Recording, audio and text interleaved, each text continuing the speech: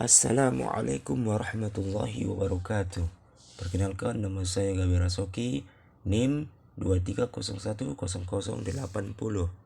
Kelas PAI 2A.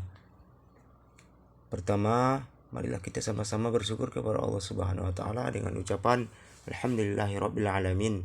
Kemudian mari kita sama-sama bersolawat kepada Nabi Muhammad sallallahu alaihi wasallam dengan lafaz doa, Allahumma sholli ala sayyidina Muhammad wa ala ali sayyidina Muhammad.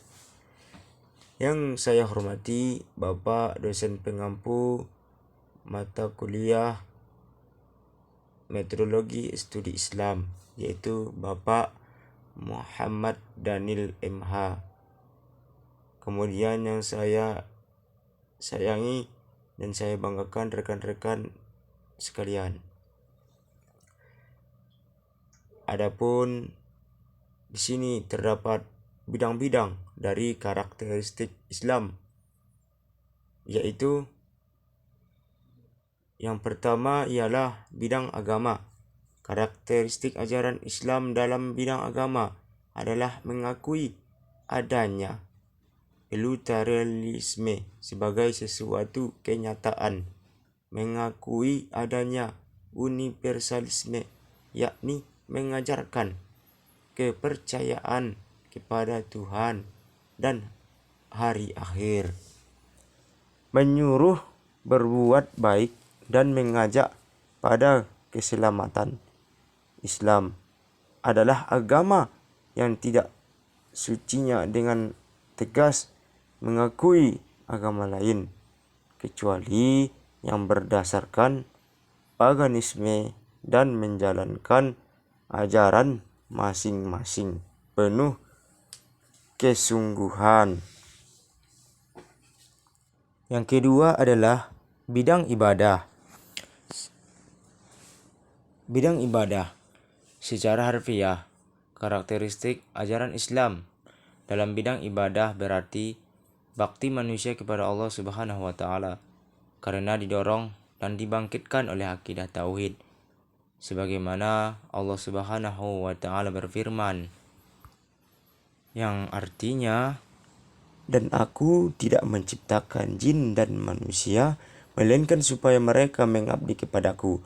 Aku tidak menghendaki rezeki sedikit pun dari mereka, dan aku tidak menghendaki supaya mereka memberiku makan. Sesungguhnya Allah, dialah Maha Pemberi rezeki yang mempunyai kekuasaan lagi sangat kokoh.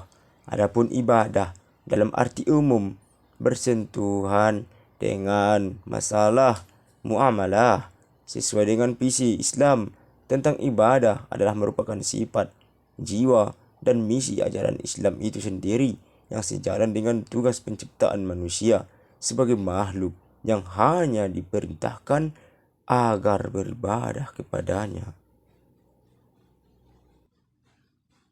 Kemudian yang ketiga, bidang akidah. Akidah dalam Islam meliputi keyakinan dalam hati tentang Allah sebagai Tuhan yang wajib disembah, ucapan dengan lisan dalam bentuk dua kalimat syahadat, yaitu menyatakan tidak ada Tuhan selain Allah dan bahawa Nabi Muhammad sallallahu alaihi wasallam sebagai utusannya. Perbuatan dengan amal soleh, artinya orang yang beriman tidak ada rasa dalam hati atau ucapan di mulut dan perbuatan melainkan secara keseluruhan menggambarkan iman kepada Allah, yakni tidak ada niat, ucapan, dan perbuatan yang dikemukakan oleh orang yang beriman ini kecuali yang sejalan dengan kehendak Allah. Akidah dalam Islam selanjutnya harus berpengaruh ke dalam segala aktivitas yang dilakukan manusia, sehingga berbagai aktivitas tersebut bernilai ibadah dan dasar dalam tingkah laku, serta berbuat yang pada akhirnya menimbulkan amal soleh. Kemudian yang keempat, bidang ilmu dan kebudayaan. Karakteristik ajaran Islam dalam ilmu dan kebudayaan bersikap terbuka, akomodatif, tetapi juga selektif. Dari satu segi Islam terbuka dan akomodatif untuk menerima berbagai masukan dari luar. Tetapi bersamaan dengan itu, Islam juga selektif, yakni tidak begitu saja menerima seluruh jenis ilmu dan kebudayaan, melainkan ilmu dan kebudayaan yang sejalan dengan ajaran Islam sendiri. Dalam konteks historis, Islam di bidang ilmu dan kebudayaan menjadi mata rantai yang penting dalam peradaban dunia. Persoalan kebudayaan adalah persoalan bagaimana manusia mewujudkan eksistensi dirinya dengan kekuatan akal, hati, dan jiwa dalam lapangan hidup dan cara-cara yang ditempuhnya dalam menghadapi tantangan kesejahteraan. Lapangan kebudayaan begitu luas, seluas lapangan kehidupan manusia, di antaranya adalah keyakinan atau agama, ilmu pengetahuan, bahasa, adat istiadat, penata sosial, hukum, seni, budaya, dan sebagainya. Demikian pentingnya ilmu ini hingga Islam memandang bahawa orang yang menuntut ilmu sama nilainya dengan jihad di jalan Allah. Kemudian yang kelima, bidang pendidikan.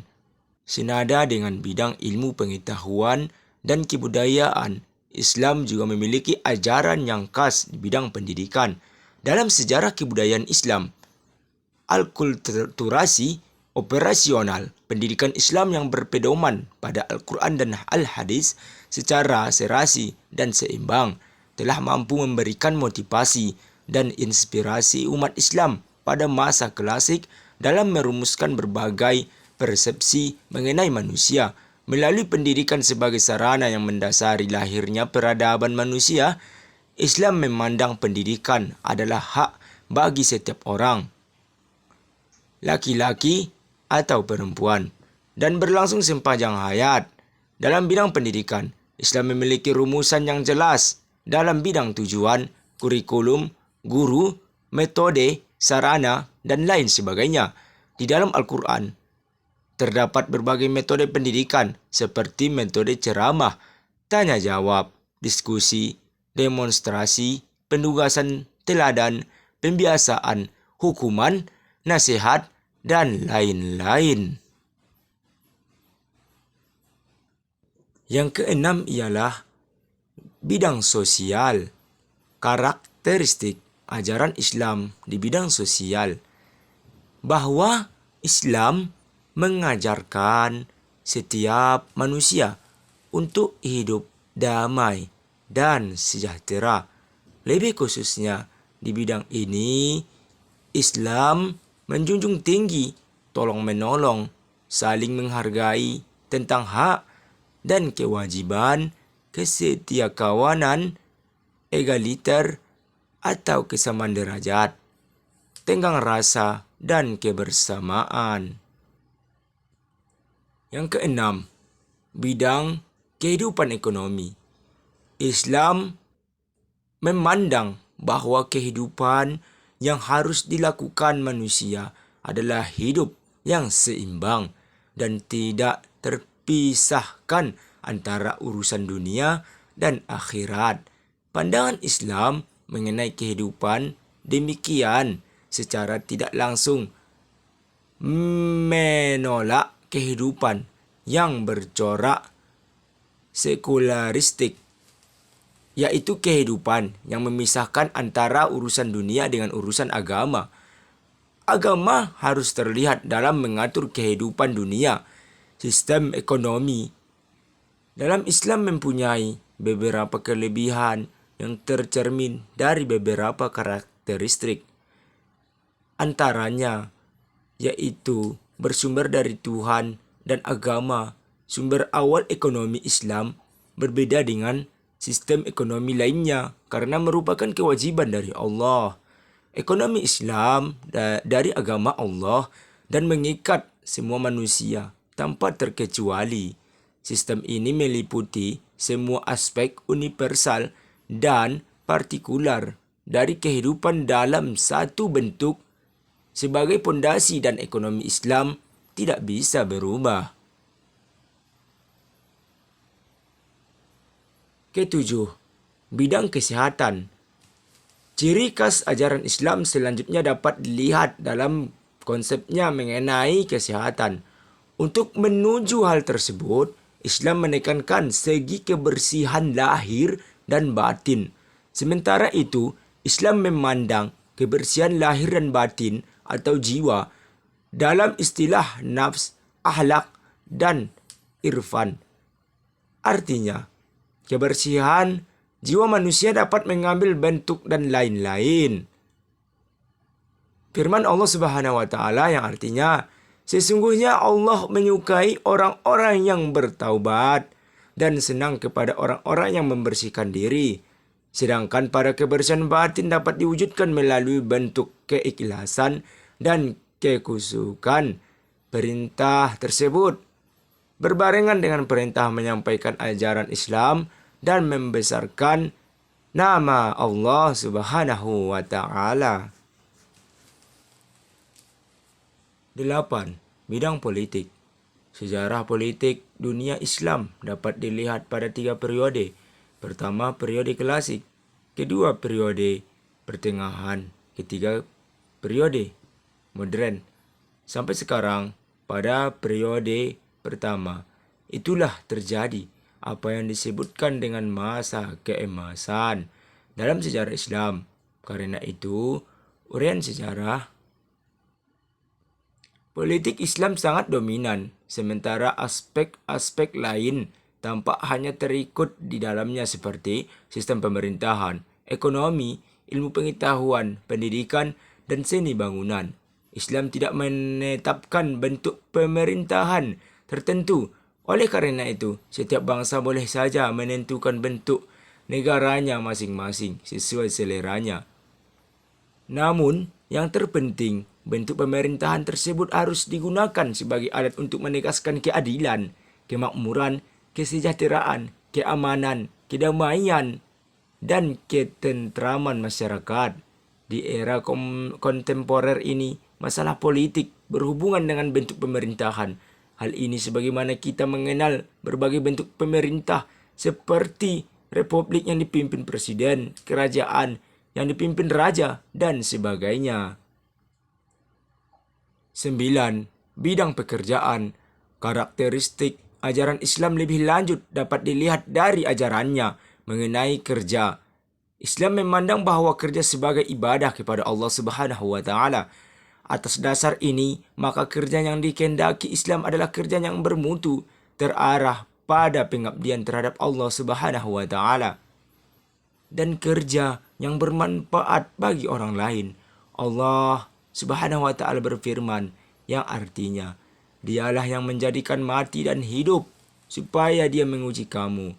Siapa di antara kamu yang lebih baik amalnya, dan Dia Maha Perkasa lagi Maha Pengampun. Untuk menghasilkan produk pekerjaan yang bermutu, Islam memandang kerja yang dilakukan adalah kerja profesional, yaitu kerja yang didukung oleh ilmu pengetahuan, keahlian, pengalaman, kesungguhan, dan seterusnya. 10. Bidang disiplin ilmu. Selain sebagai ajaran yang berkenaan dengan berbagai bidang kehidupan, dengan ciri-cirinya yang khas tersebut, Islam juga telah tampil sebagai sebuah disiplin ilmu, yaitu ilmu keislaman.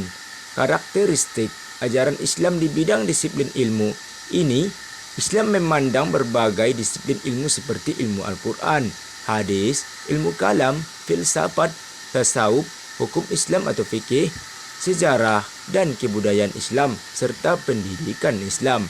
Mengenai karakteristik ajaran Islam yang secara dominan ditandai oleh pendekatan normatif, historis, dan filosofis tersebut, terlihat bahwa Islam memiliki ciri-ciri yang secara keseluruhan amat ideal.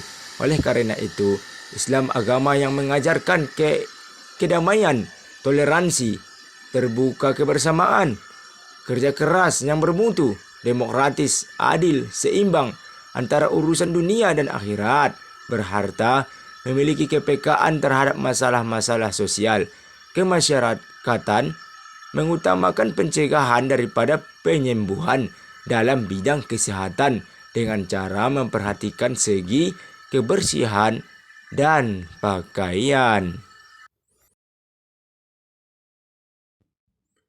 Itulah tadi pembahasan mengenai karakteristik Islam dalam berbagai bidang. Di sini kami paparkan 10 bidang. Semoga bermanfaat bagi kita semua. Amin ya rabbal alamin. Awal kalimat saya ucapkan dengan salam, maka akhir kalimat saya ucapkan juga dengan salam. Assalamualaikum warahmatullahi wabarakatuh.